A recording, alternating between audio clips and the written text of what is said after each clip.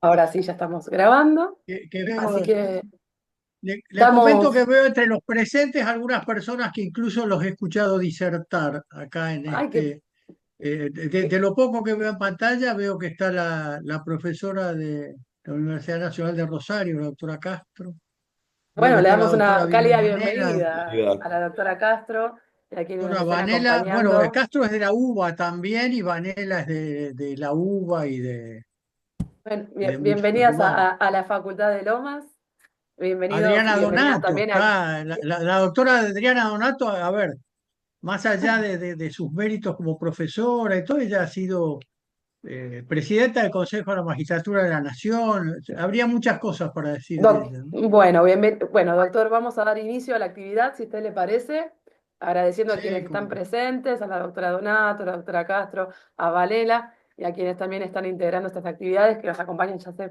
muchos años o quienes hoy se están sumando.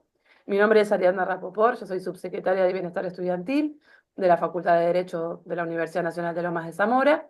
Y a mí me toca hacer la presentación formal de esta actividad y darles la bienvenida, actividad denominada Comprensión del nuevo derecho de familia a 10 años de la reforma del Código Civil y Comercial. Actividad, como decimos, que llevamos a cabo todos los lunes entre el Instituto de Derecho de Familia de la facultad y la Secretaría de Extensión de esta facultad.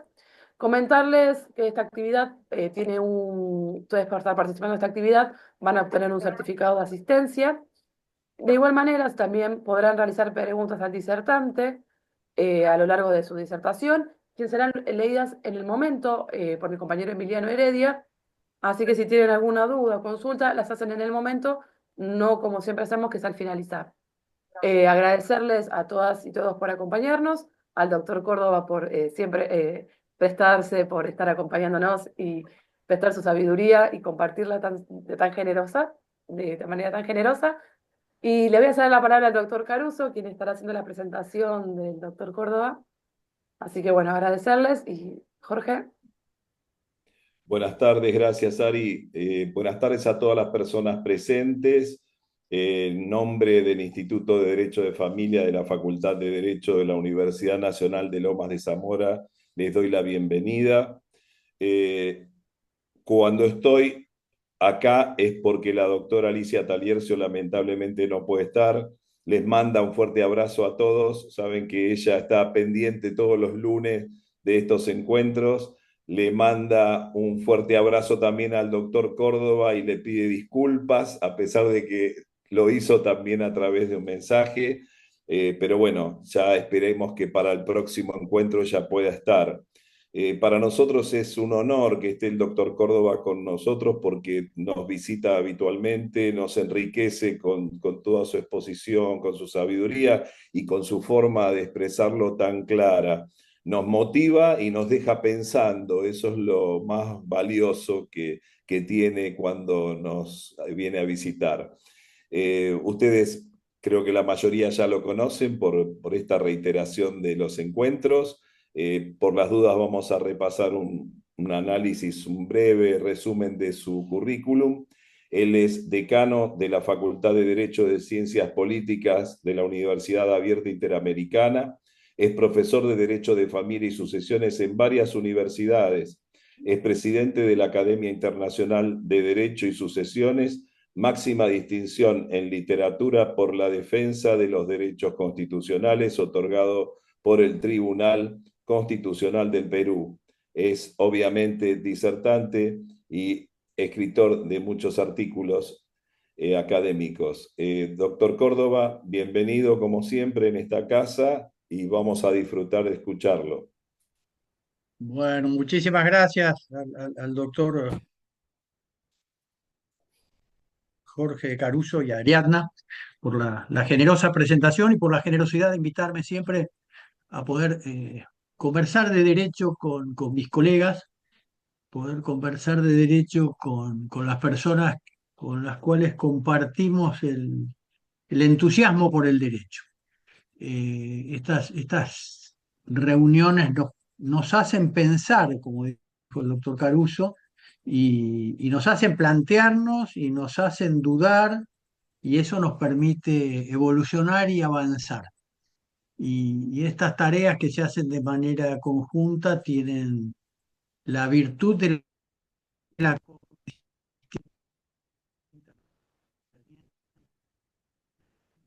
enriquecedora. Ariadna, yo querría saber si hay alguien conectado con posibilidad de micrófono que pueda tener un código civil y comercial a mano. Eh, que uno pueda colaborar conmigo, pero si no es así, no hay ningún problema. Yo me doy vuelta, busco alguno en la biblioteca y lo pongo a mano. Pero no sé si usted o Sí, usted sí, puede sí, designar a obviamente. alguien. Creo que Si mi alguien, compañero Emiliano, si alguien tiene, Ah, me avisa perfecto. y Entonces, la Ahí se creo que ven me varias sería muy voluntarias, útil. mirá, ahí ahí está está, ahí tenemos a Marcelo, Marcelo, que ya está generando el Adriana. código. Así que Marcelo, Por eso. vas a tener el poder del ser Marcelo, anfitrión y habilitarte el ahí le micrófono habilito el micrófono. Me parece cuando el doctor me Córdoba parece lo Ya designa. está, ya que va está. a ser útil porque precisamente tenemos que ver cuál es la evolución que ha tenido el derecho de familia en nuestro país, cuál ha sido dentro de eso la incidencia del Código Civil y Comercial, que no ha sido el único impulso evolutivo, ha habido otros impulsos evolutivos muy, muy importantes. Creo que hasta es necesario en esto hacer una brevísima referencia histórica de lo que implica en el actual derecho de familia lo que fue el origen de la solidaridad en la construcción del derecho de modo universal. Lo que nosotros hoy llamamos la solidaridad jurídica, tuvo su vertiente, su inicio, su motivación en la época del derecho clásico romano, a través de la pietas familiae. La pietas familia, la piedad familiar. Y la piedad familiar era el ocuparse de las necesidades de otro. Estoy haciendo, por supuesto, una síntesis muy, muy estrecha, ¿no? El tema de la piedad familiar, es decir, ocuparse de las necesidades del otro, quedaba circunscripto en ese momento a las necesidades familiares. Los deberes de asistencia que se cubrían eran los deberes de los que había, digamos, responsabilidad de cubrir, eran los de los allegados directos, el grupo familiar, la familia nuclear, diríamos hoy. Eso con la evolución llevó a lo que se llamó la humanitas. La humanitas era ya tener una carga de asistencia con el pueblo, con los sujetos del pueblo, con los sujetos más allegados. Y podríamos decir que el punto máximo de demostración imperiosa de la necesidad del comportamiento diario ocurrió hace muy, muy poco tiempo, poquísimo, poquísimo tiempo, como producto de la crisis mundial de salud que se denominó COVID-19. Fue ahí donde todas las grandes instituciones, no solamente las dedicadas a la medicina, las dedicadas a la medicina, a la filosofía y por supuesto el derecho, tuvieron que asistir, tuvieron que asistir a la crisis de salud. Y a la crisis de salud hubo algo en lo que hubo una coincidencia absoluta, que era la necesidad de solidaridad entre todos los estados del mundo como para poder combatir el flagelo. Ya no se trataba tan solo de poder solucionar el problema en una provincia, en un estado, en un país o en una región. Se necesitaba algo que fuera universal, porque si no, el recontagio y la retransmisión continuarían. Y esto, llevado a términos prácticos, nos implica directamente a ir, por ejemplo, al diccionario de la Real Academia Española. ¿Qué es solidaridad? Y solidaridad es hacerse cargo de las necesidades de otros. Esa es la definición de solidaridad. Ahora, el hacerse cargo de las necesidades del otro lo podemos ver desde muy diversas perspectivas. Hasta lo podríamos ver desde una perspectiva puramente egoísta. subjetiva, individualista, el que se hace cargo de las necesidades del otro, porque luego de ello hay una consecuencia mediata o indirecta de beneficio para el mismo. Voy a contar una pequeñísima anécdota que no hace estrictamente al derecho de familia, pero hace unos años estaba dando una charla en la, creo que es FIU, siempre me equivoco, FIU o FUI, o Florida University o Florida University International, porque hay dos universidades y no recuerdo cuál de las dos fue. Cuando termino de dar una charla, al día siguiente me hacen un reportaje en una radio de allá y me dice que la entrevista iba a durar durante pocos minutos. La entrevista fue provocada por una abogada argentina que reside allá, que me había escuchado en la conferencia y llamó a un medio. No recuerdo ahora el nombre de la colega. La doctora Donato la conoce porque en alguna oportunidad hemos coincidido con ella en alguna actividad del Colegio Público de Abogados de la ciudad de Buenos Aires. Ya me voy a acordar el nombre. Lo cierto es que cuando empieza la entrevista me empiezan a preguntar cómo era eso de mi desarrollo, de la solidaridad. Claro, en Estados Unidos el derecho es muy distinto al nuestro, no solamente cómo se construye, no es solamente el sistema del common law o el sistema del derecho continental, no es solamente el sistema del precedente o el sistema del derecho escrito de la regla previa. Hay muchas otras cuestiones. Por ejemplo, en Estados Unidos no es exigible el comportamiento de buena fe en la etapa precontractual. Y en la Argentina el comportamiento de buena fe es exigible en cualquier etapa de cualquier relación social y jurídica. ¿Mm? Siempre pongo como un ejemplo burdo que aún en las cárceles, lo que los presos llaman el cumplimiento de códigos, ¿qué significa? Cumplir con la apariencia dada, la convicción provocada o la palabra otorgada. Es decir, no ir contra los propios. Eso es comportamiento de buena fe. Lo cierto es que en ese momento y en esa charla y por las preguntas que se me hacía, se empezó a hablar de la empresa socialmente responsable. Por supuesto, Estados Unidos no mira mucho esto. Y cuando yo planteé la conveniencia para el que actuaba el empresario solidario, se empezó a abrir un camino de diálogo. Y entonces yo planteaba, bueno, ¿qué ocurre? Y lo voy a decir con ejemplos, hasta con marcas. ¿Qué ocurre si el señor Coca-Cola tiene que contratar un distribuidor? Y para contratar el distribuidor, el señor Coca-Cola le va a poder imponer las condiciones que él quiera. Va a ser un contrato de adhesión.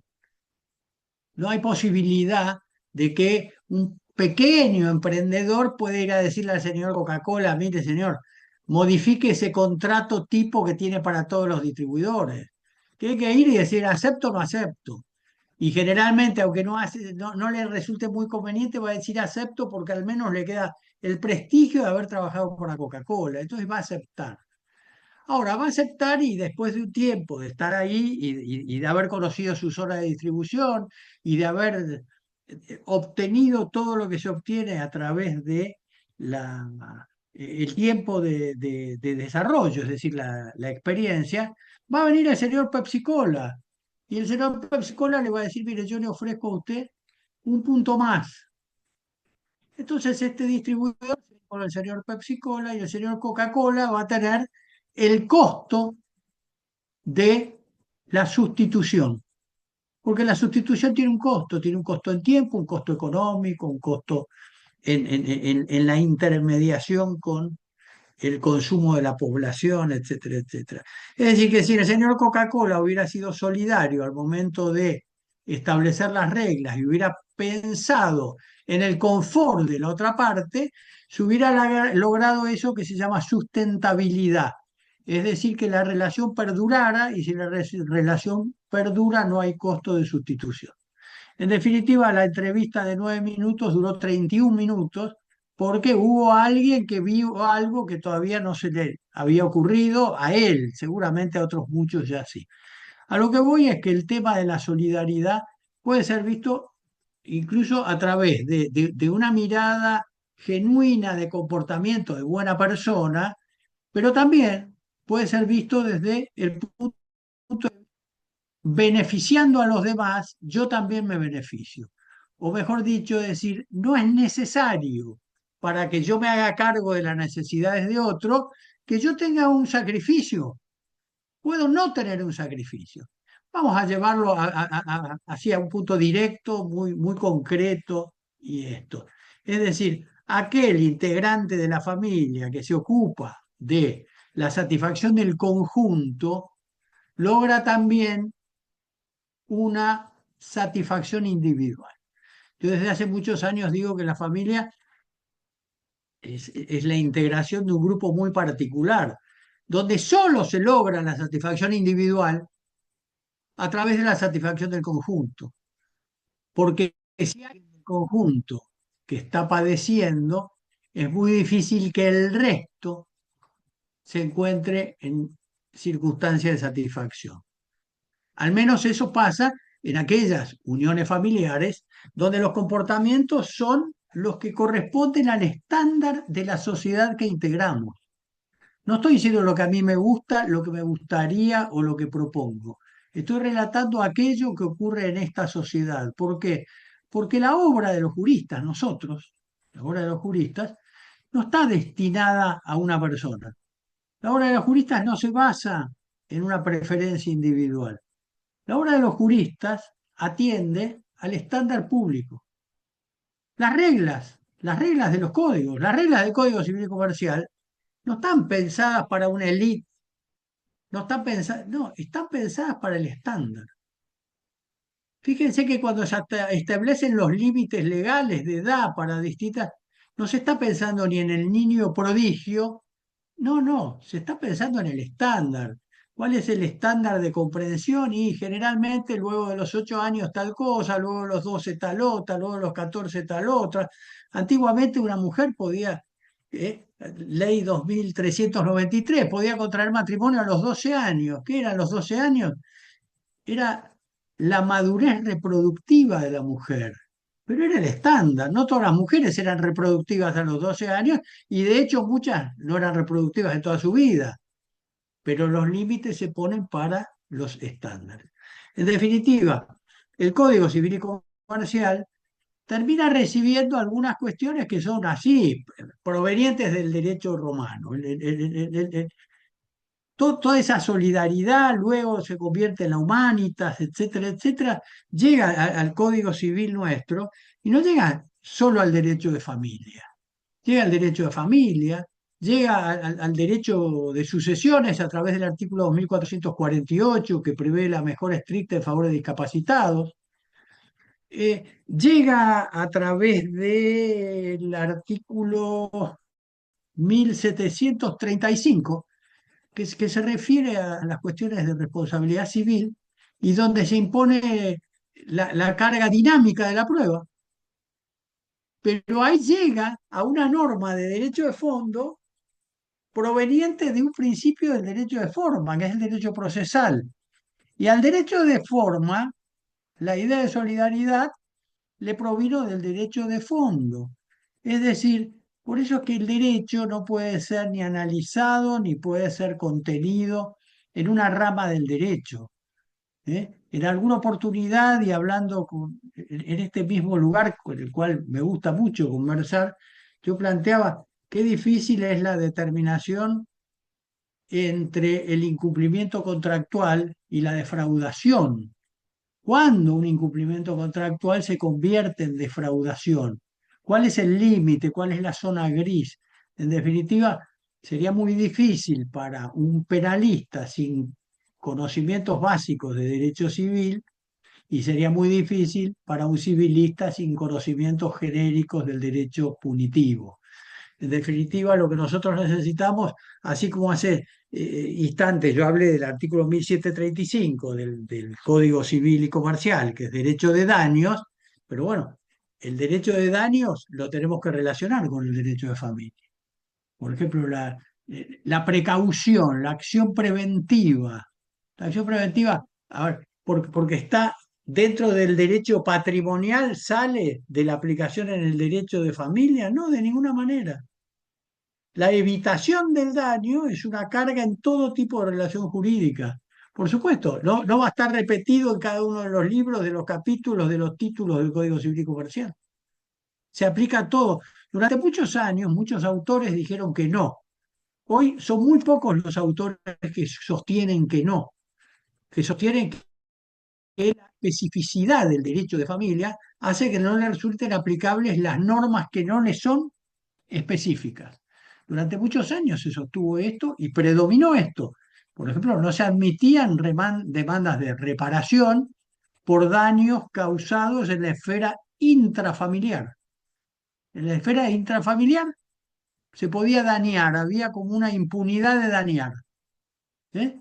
Decía un gran autor, gran autor, Guillermo Borda, el impulsor de la reforma de la 17711, cómo le va a demandar una indemnización al otro y noche compartir el lecho. En otra parte decía, no, el amor ni se compra ni se vende, no puede haber ahí transacciones económicas, etcétera, etcétera. A partir de la década del 80, con toda una aparición de juristas trascendentes, como fue el cordobés Luis Moacés Espané, Jorge Mosetti Turraspe de la provincia de Santa Fe, Zanoni de la provincia de Mendoza, es decir, con la riqueza que da el federalismo, se impulsó una nueva idea y la nueva idea avanzó hacia la reparación de daños también en la esfera intrafamiliar, que tuvo su primer clara manifestación judicial en un tribunal de la provincia de Buenos Aires, el Departamento Judicial de San Isidro, juzgado a cargo de la doctora Delma Cabrera, que fue el primer caso que se reconoció una reparación a una persona que no había sido espontáneamente reconocida por su padre. En definitiva, la evolución del derecho de familia ha sido notable, claramente notable, a partir del año 1985 en la Argentina, a través de la ley 23.264, que todo el mundo conoce, o vulgarmente se conoce como la ley de patria potestad. En realidad, riquísima, riquísima, porque no era solo de patria potestad, era una ley de igualación de la familia. Respecto del ejercicio de la patria potestad, igualaba la posibilidad de ejercicio entre el padre y la madre, pero también igualaba a los hijos extramatrimoniales con los matrimoniales respecto de la relación jurídica, toda relación jurídica, incluso la sucesoria. En definitiva, ahí se avanza, hay un fuerte avance hacia la, yo diría, equidad más que igualdad. Yo siempre digo, en muchas oportunidades, la equidad implica un resultado de igualdad. En otras oportunidades, la igualdad no provoca un resultado de justicia. La cuestión de la equidad tiene como contenido la proporcionalidad. Tiene que haber una proporción entre el mérito, las necesidades, etc. Por ejemplo, en el derecho a alimentos existe una proporcionalidad entre las cargas que les corresponden a los alimentantes según sus capacidades en relación con las necesidades del alimentado. No es igualdad, es equidad por proporcionalidad. Lo mismo ocurriría si decimos el derecho sucesorio encerró a los juristas en el principio de igualdad, la preeminencia de la igualdad. ¿Eh? Todos los que tienen idéntico llamamiento están en igualdad respecto a las porciones forzosas. Contra eso, desde hace muchos años yo me rebelé y dije, no, tiene que haber una relación de proporcionalidad, por ejemplo, con la necesidad, con la posibilidad. Y por eso metí en el 2448 la mejora estricta en favor de discapacitados. Mi propuesta era más amplia. Yo quería que no solamente esa mejora se le pudiera dar a discapacitados. Mi propuesta decía el mismo beneficio puede otorgar el causante a aquella persona que haya sacrificado su capacidad productiva para asistirlo. Que era esto el caso típico hasta de las novelas de la televisión. ¿Eh? La mujer que se quedaba soltera para quedarse cuidando al padre enfermo o a la madre viuda y enferma o lo que fuese, dejaba de casarse para quedarse en la casa. Entonces, ¿qué pasaba? Luego se moría esa persona y la ley decía, no, mire, usted está en igualdad con su hermano que no se quedó cuidando a su papá ni a su mamá y que se fue a la ciudad a ganar plata. No había una reparación de ese sacrificio. Mi propuesta fue esa, fue bochada mi propuesta, según me dijeron, porque el doctor Belucio fue un revisor de lo que habíamos escrito con el profesor de Santa Fe, Ferrer, para todo lo que era sucesiones, y eso lo eliminó. Nunca supe por qué, por unos años después el Ministerio de Justicia revisó el Código Civil y Comercial y en un anteproyecto lo introdujo, pero eso nunca llegó a la ley. Pero sigamos un poquito con esto de la familia y el Código Civil y Comercial. Yo creo que es muy interesante que partiéramos, que partan ustedes, por supuesto, posteriormente, porque no tendríamos tiempo, de una rápida lectura entre los artículos, es del 705 al 711, pero fundamentalmente a partir del artículo 706 del Código Civil y Comercial, donde nosotros vamos a ver que existe una nueva esencia del derecho de familia. Fíjense, le pido por favor a quien me iba a ayudar, iba a colaborar conmigo, pero, Por ahora que iba no. a leer el código. El Sí, 706, ¿me pueden leer? ahí está Marcelo. Ya podés hablar, Marcelo.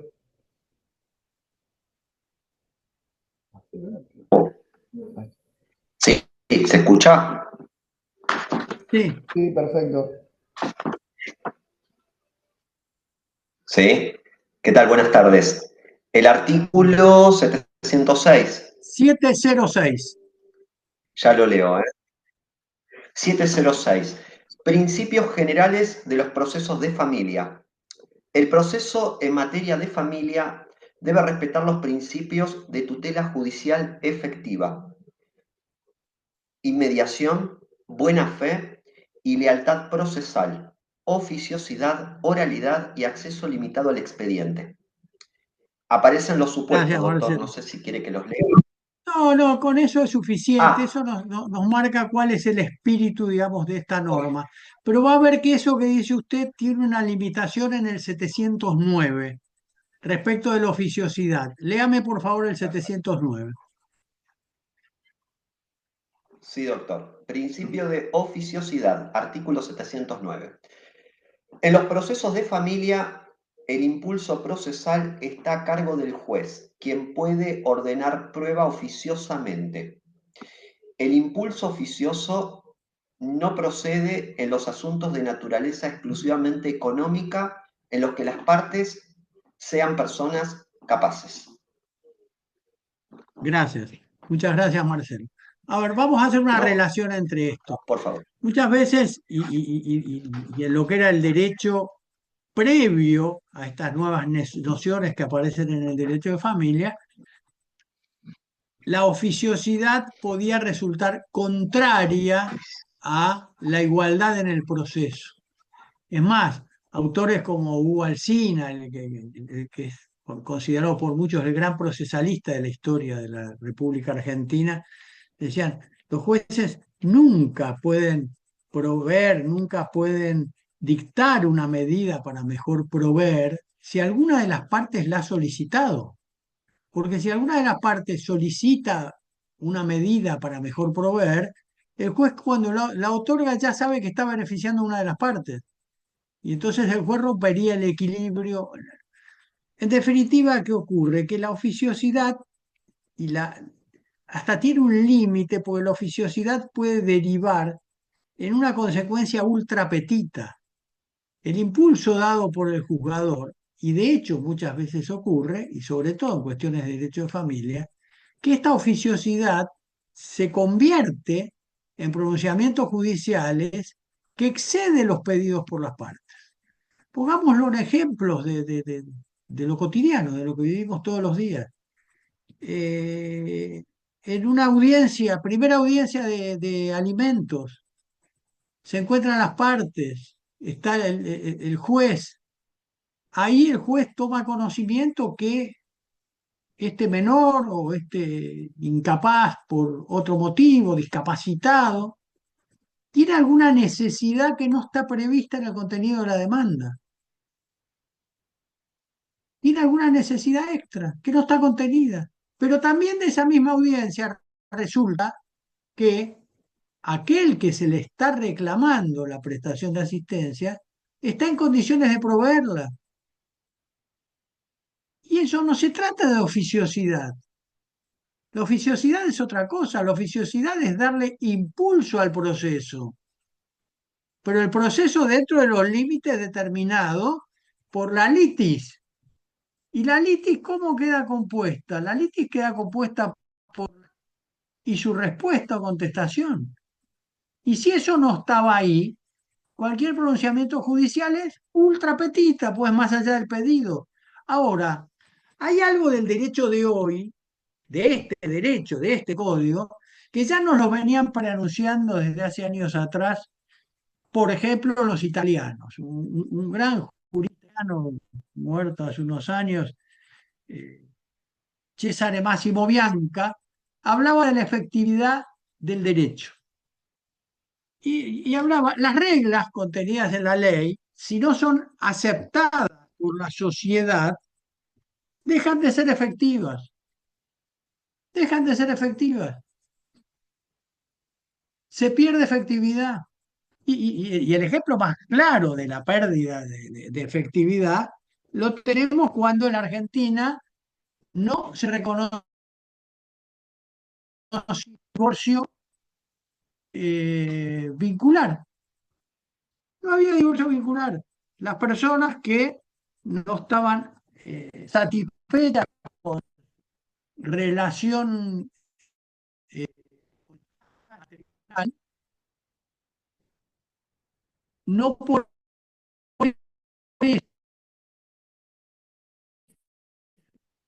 conformar.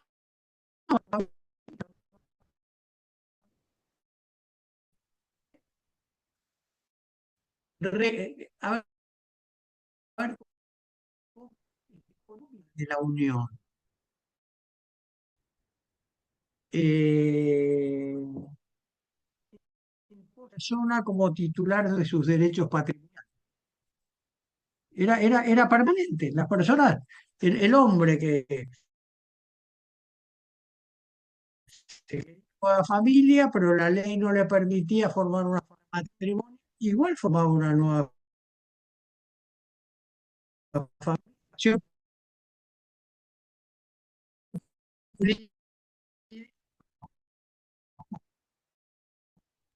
Preliminar es mucho más avanzado que lo que hoy es la unión convivencial. La unión de concubinaria tenía además como uno de sus atributos la autonomía de la voluntad, cuestión que no respeta la unión convivencial que impone.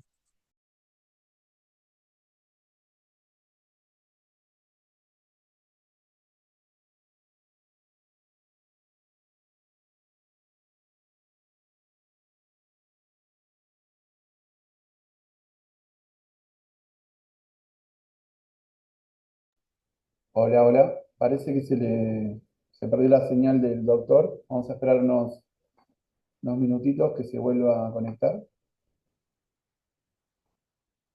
Esperemos que se pueda conectar.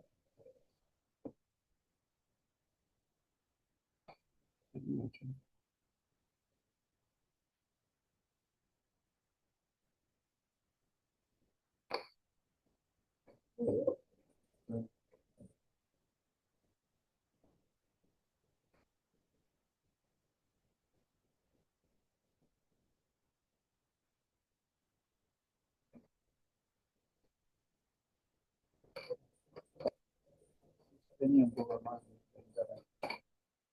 ¿Andás a,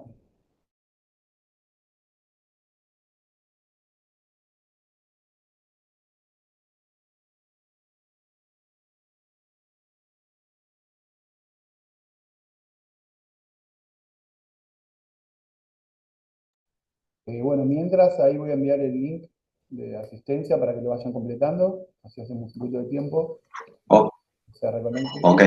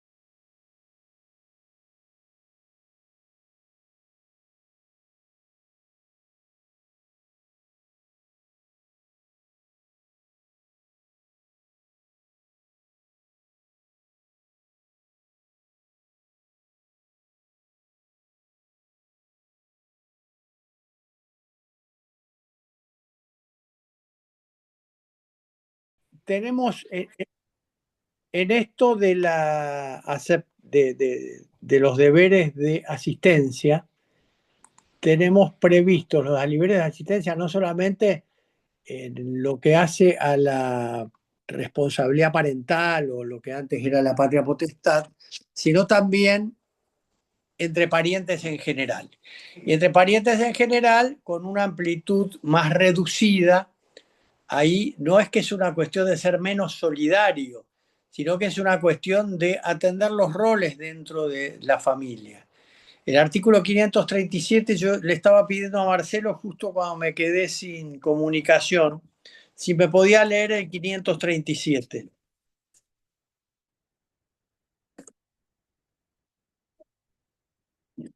¿Se me escucha? Sí, perfecto. Hola, Sí, sí, sí, se escucha perfecto. ¿me podrá leer el Sí, 537? doctor. Sí, sí. A ver, aguárdame. No, por favor. 537. ¿Se me escucha, no? Sí, 537. Aguárdeme. Enumeración. Alimentos. Enumeración. Los parientes se deben alimentos en el siguiente orden. 1. O A. Los ascendientes y descendientes. Entre ellos están obligados preferentemente los más próximos en grado. B. Los hermanos bilaterales y unilaterales.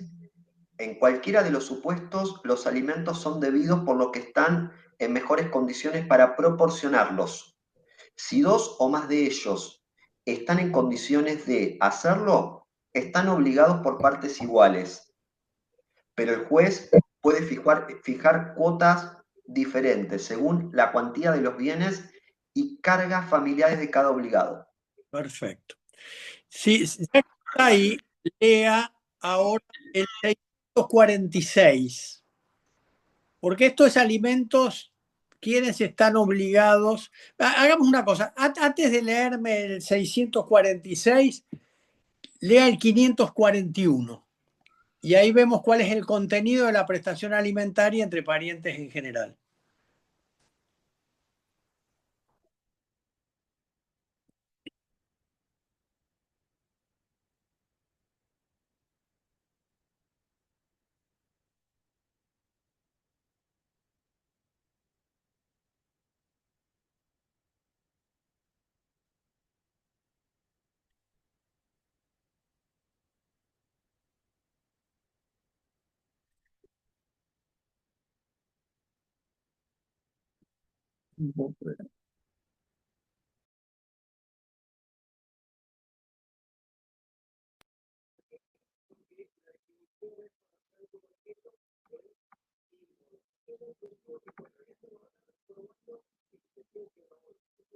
¿Se escucha?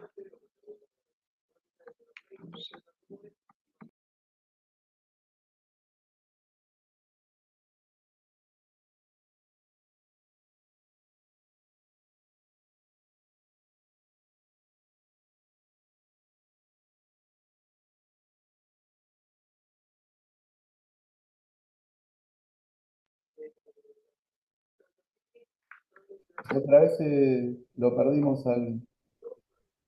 Se escucha. No se escucha. No, que de vuelta se cortó al doctor. ¿Aló? Ah, ok. Sí, a vos se te escucha bien, pero Ok. se fue la... se fue-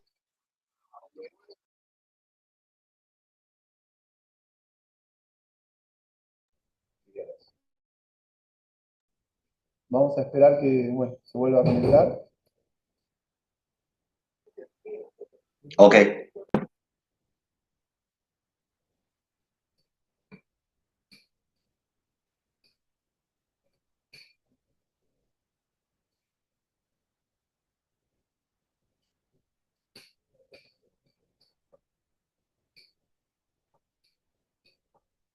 No la conexión.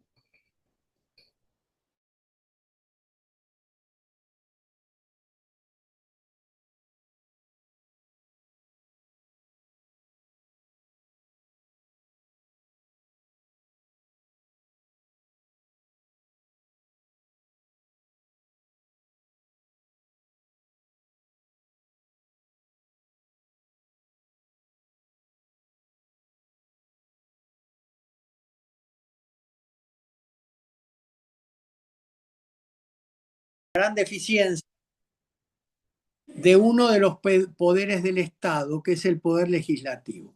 Y les comento por qué. Todas estas normas, que recién estas que dijo Marcelo y las que van a ver ahora a continuación, llegan al derecho positivo de la República Argentina el 1 de agosto del año 2015. En realidad fueron redactadas en el año 1992. Esto que permite, por ejemplo, ir en una misma acción contra el padre y contra el abuelo, estaba prohibido por la ley anterior. Antes, para poder reclamarle alimentos al abuelo, había que agotar un proceso contra el padre y que quedara demostrado que el padre no podía para que recién se pudiera demandar al abuelo. Imagínense que los alimentos son lo necesario, lo imperioso para la continuidad de la subsistencia, la formación, la enfermedad, la habitación, la vivienda, y había que esperar 2 juicios para poder llegar a aquella persona que tal vez pudiera estar en condiciones de proveerlo. En el año 1992, cuando integré la Comisión Federal de Juristas, propuse esa norma, propuse la norma, por ejemplo, que hace que el empleador que no retiene una suma destinada a alimentos sea solidariamente responsable de su cumplimiento, con lo cual el alimentado puede reclamarle a 2 personas, tiene una mayor posibilidad de satisfacción.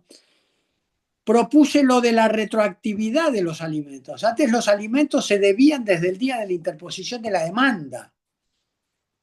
A partir del año 2015, y según ese proyecto que aprobó la Cámara de Diputados en el año 1993, los alimentos son retroactivos a la fecha de la reclamación a través de medios fehacientes, siempre y cuando se presente la demanda dentro de los 6 meses. No es cuestión de que yo mando una carta documento hoy y a partir de ahí tengo un plazo fijo que lo puedo extender por los años que quiera.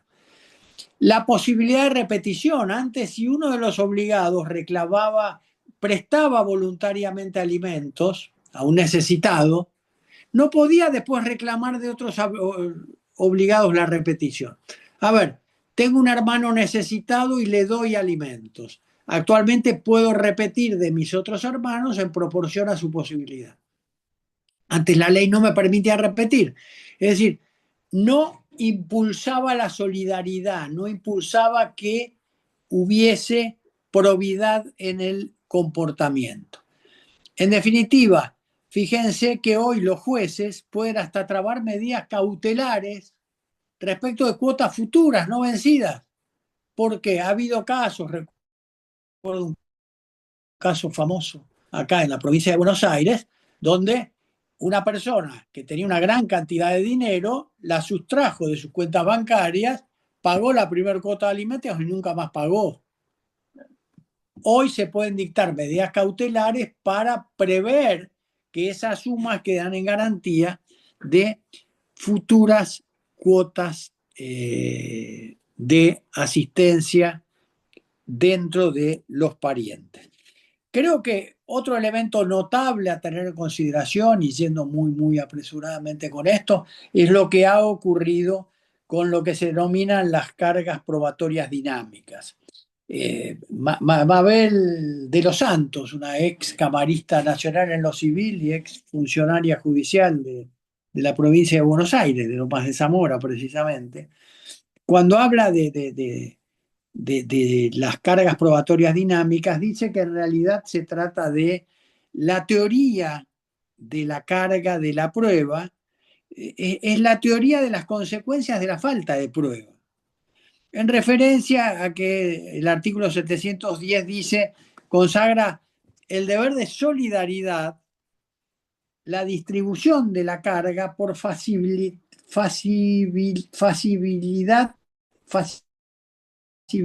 de su obtención. ¿Qué quiere decir? En el derecho de familia está expresamente previsto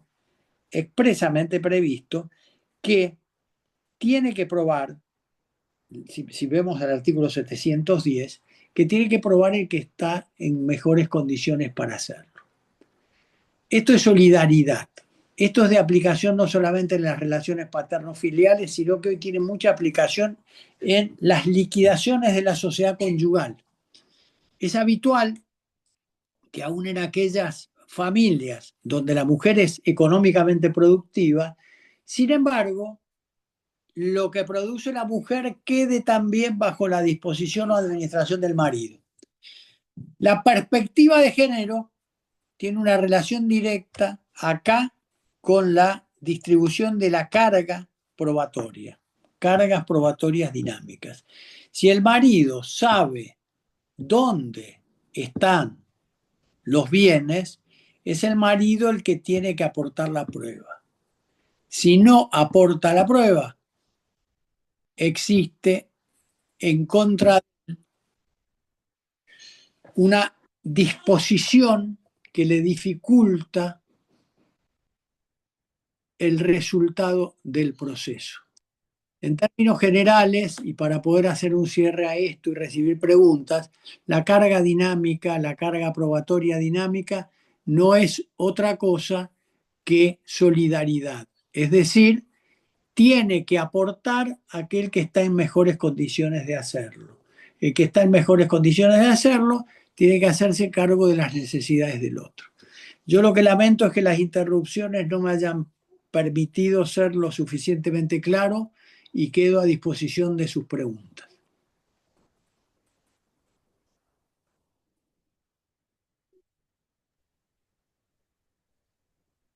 Gracias, doctor. Quería ver si hay alguna pregunta. Si quieren pueden levantar la mano y les habilito el micrófono o la escriben y se las leo. Hay muchos mensajes de agradecimiento. No sé si lo llega a leer ahí en el chat. Usted lo puede ver si quiere. Pero Bueno, parece que fue muy claro porque no hay ninguna pregunta. ¿O no se animan a preguntar? bueno, Emiliano, yo le agradezco muchísimo a usted y le agradezco muchísimo a todos por haberme permitido de nuevo disfrutar el estar con ustedes. Pido disculpas por las interrupciones y hasta la próxima. Hasta la próxima y muchas gracias. Bueno, yo voy a leer la próxima, el próximo lunes, como hace la doctora Alicia. Alimentos de progenitores a hijos menores y mayores de edad. Va a ser el lunes 12, como todos los lunes, a las 16 horas. Va a estar el doctor Alejandro Beluxio, que es abogado y especialista en Derecho de Familia. Y bueno, nos esperamos el próximo lunes a las 16 horas. Muchas gracias y bueno, que tengan muy linda tarde. Hasta luego. Muchísimas gracias. Muchas gracias. Y la doctora siempre, aunque no la hayamos estado viendo, porque siempre recordamos sus pensamientos, sus ideas y lo que nos enseña. Seguramente el lunes próximo, ojalá nos pueda acompañar. Muchas gracias, hasta pronto. Buenas tardes. Buenas tardes.